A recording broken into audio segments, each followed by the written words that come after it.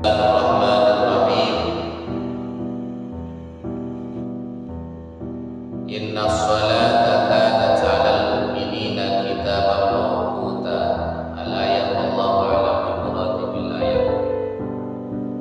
Masyarul muslimin, bapak-bapak jamaah pengajian Masjid Taufikur Rahman, yang mudah-mudahan kita senantiasa mendapatkan curahan maghfirah rahmat Allah Subhanahu wa taala.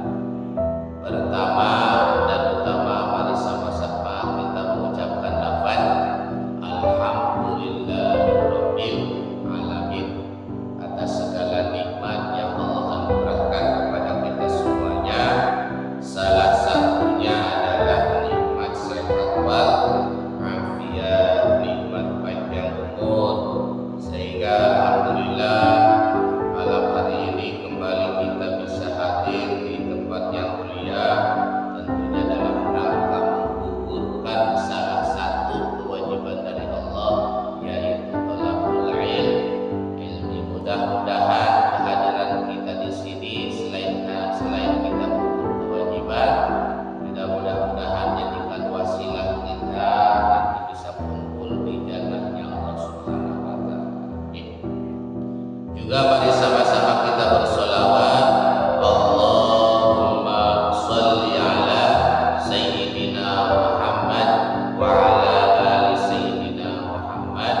Semoga salawat beserta salam selamanya tercurah kepada Habibul Karim Nabiullah Muhammad sallallahu alaihi wasallam. Bapak-bapak hadirin yang saya hormati, kemarin kita sampai kepada adzan dan qomat beserta sunnah-sunnah serta ketentuannya. Sekarang kita menginjak ke materi berikutnya sebelum sholat, sebelum masuk ke syarat, rukun dan lain sebagainya, yaitu tentang sutrah. Sutrah itu adalah pembatas tempat sholat.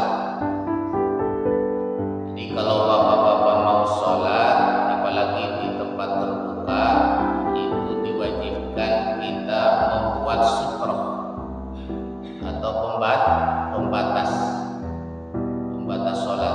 Apalagi kalau misalkan sholatnya tidak menggunakan sejadah. Sejadah bisa dijadikan sebagai pembatas kita sholat. Kenapa harus ada pembatas? Supaya ketika orang ada lewat di depan kita, tidak melewati kita yang sedang sholat. Jadi harus ada pembatas. Kalau misalkan bapak-bapak sholat di tengah masjid, kecuali di depan masjid, di depan sini, kan ada pembatasnya, berarti kan dinding, tembok. Tapi kalau bapak-bapak sholatnya di tengah-tengah masjid, nah itu di depannya harus ada sutra, harus ada pembatas. Entah itu tas misalkan di depan ditaruh, tas di depan kalau kita bawa tas.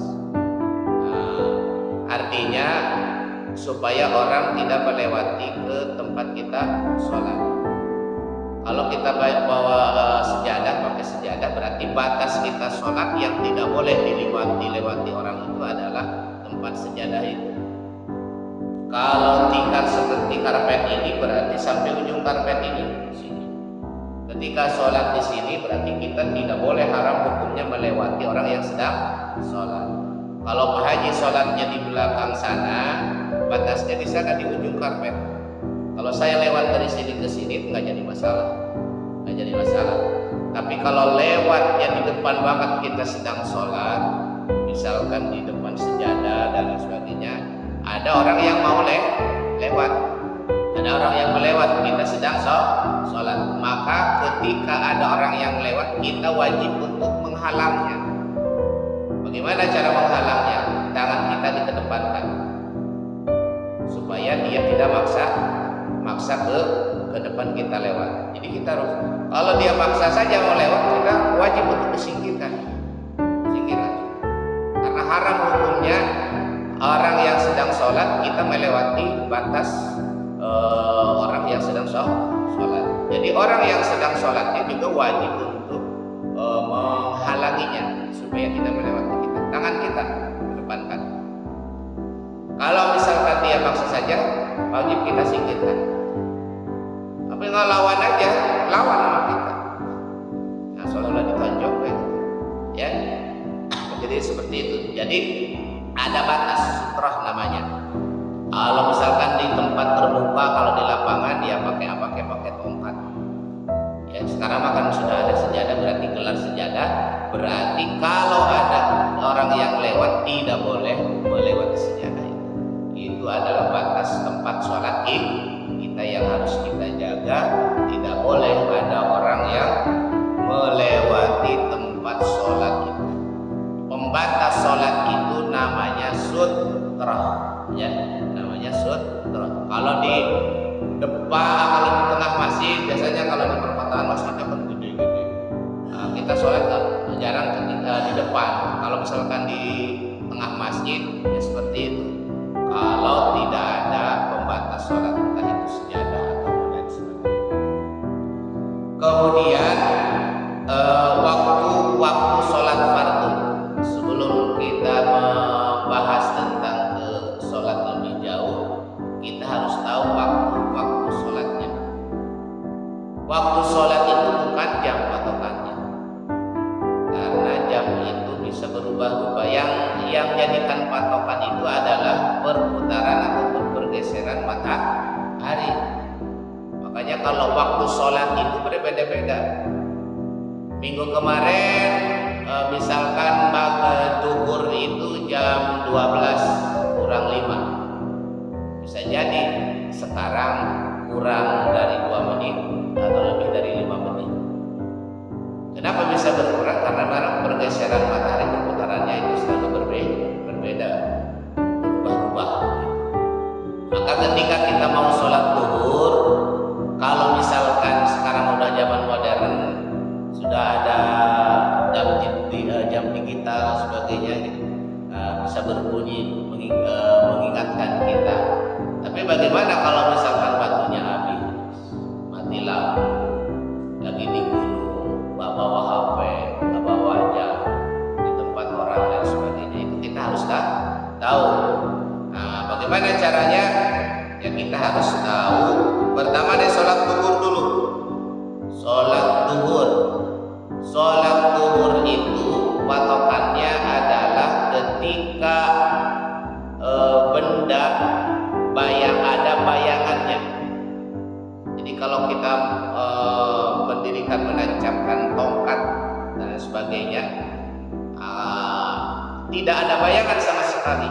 Kalau tidak ada bayangan berarti matahari itu pas di tengah-tengah. Itu namanya waktu istiwa. Maka kita tidak dibolehkan di waktu itu kita untuk sholat. Nah, istiwa berarti tidak ada bayangan sama sekali. Kalau ada misalkan kita benda ditancap, tidak ada bayangan sekali. Ke sebelah barat nggak ada, ke sebelah timur nggak ada bayangan sama sekali. Itu istiwa. Nah, kalau misalkan sudah ada bayangan ke sebelah timur, bayangannya sedikit saja bayangannya, berarti ada bayangan tongkat itu, maka itu sudah masuk waktu zuhur. Jadi kalau misalkan ada tongkat diberdirikan, ada bayangan ke sebelah timur, sedikit aja ada bayangan tongkatnya, nah itu berarti sudah datang waktu sholat zuhur.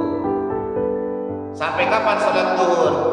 Terus si tongkat itu ditancap sampai antara panjang tongkat dengan bayangan itu sama. Kalau panjang tongkat dengan bayangan itu sudah sama, maka habis waktu zuhur. Nah, kalau tongkatnya dengan bayangan lebih panjang bayangan sedikit saja, berarti sudah masuk waktu asar.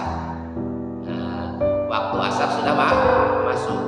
Jadi sekali lagi, kalau ada bayangan di sebelah timur walaupun sedikit dari tongkat itu, waktu zuhur sudah masuk. Sampai kapan? Sampai panjangnya bayangan dengan panjangnya tongkat benda itu sama. Maka masuk berarti waktu sholat asar. Sampai kapan asar itu? Sampai terbitnya syafaq. Syafaq itu kata orang sudah bilang layung ya, yang warna merah di sebelah barat. Sunnah ada warna kemerah-merahan kan? Nah, kalau itu sudah terbit berarti sudah masuk waktu maghrib dan habis waktu asar. Sampai kapan maghrib? Sampai si syafaq itu yang warna merah yang ada di sebelah barat itu hilang sama sekali. Nggak ada sunnah, nggak ada warna merah kemerah-merahan. Warna itu kan sebagai pantulan dari sinar matahari. Kalau itu sudah habis berarti waktu isya sudah tiba. Sampai kapan waktu isya tiba? Sampai terbitnya fajar di sebelah timur. Kalau tadi maghrib dengan asar di sebelah barat, kalau sekarang berarti lihatnya ke sebelah timur. Sebelah timur dan terbit fajar, maka datanglah waktu sholat subuh. Sampai kapan sholat subuh? Sampai terbitnya matahari. Jadi jangan patokan kalau jam 6 sholat subuh jam genep, masih kena ayat itu masih jam genep. Ternyata sekarang misalkan jam 6 sudah terbit matahari, berarti sudah habis waktu